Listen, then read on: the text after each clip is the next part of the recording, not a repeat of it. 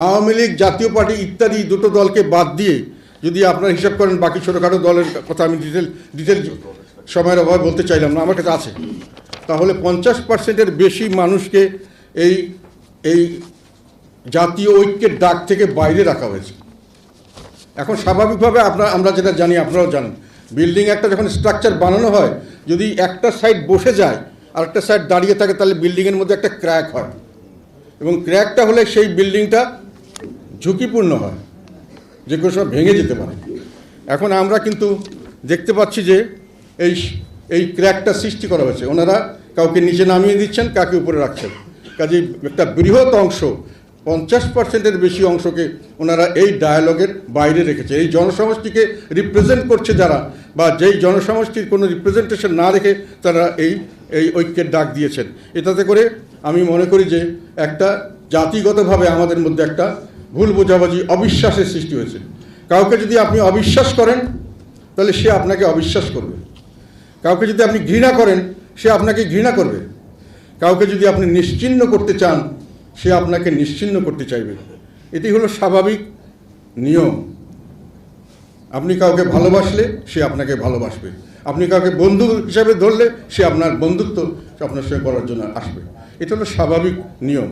কাজে আমরা যেটা বুঝতে পারছি, আমরা চাই বা না চাই, দেশে একটা সংঘাতময়, ভাইয়ে ভাইয়ে ঘৃণা, সংঘাতময় অবিশ্বাসের পরিবেশ সৃষ্টি হয়েছে। আমরা চাই বা না চাই, দেশের মধ্যে একটি দল, একটি অংশ তারা অবাঞ্ছিত অথবা ঘৃণিতভাবে ট্রিটেড হচ্ছে, আরেকটি অংশ তারা সবথেকে পবিত্র, ভালো, এইরকমভাবে ট্রিট করা হচ্ছে from the interim government side.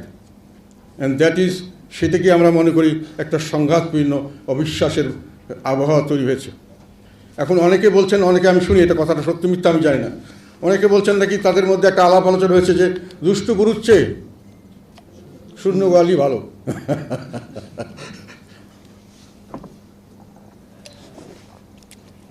তার মানে দুষ্টু গরুকে ওনারা রাখবেন না। শতকরা 50% লোককে যদি দুষ্টু হিসাবে আপনারা এখন বাদ দিতে চান, তখন আমার একটা কথা মনে আসলো, যেটা এই উদাহরণটা কে কীভাবে নিলেন আমি জানি না, আমার স্বাভাবিকভাবে আমার মনে আসলো যে 71 সালে যখন আমরা বৈষম্য মুক্তির সংগ্রাম বা মুক্তির সংগ্রামের জন্য স্বাধীনতার সংগ্রামে যুদ্ধ করছি, তখন কিন্তু যারা আমাদেরকে এখানে হানাদার বাহিনী হিসেবে পরিচিত, তারা কিন্তু একটা কথা বলেছিল, সেটা হলো এই দেশে আমরা মানুষ চাই না, মাটি চাই, মিট্টি, পোড়া মাটি নীতি। মানুষ সব এখানে গাদ্দার, বিশ্বাসঘাতক, এবং মানুষ এখানে হিন্দু। কাজে এদেরকে না হলেও আমার চলবে, আমার ল্যান্ড দরকার। এখন তারপরে কি লোক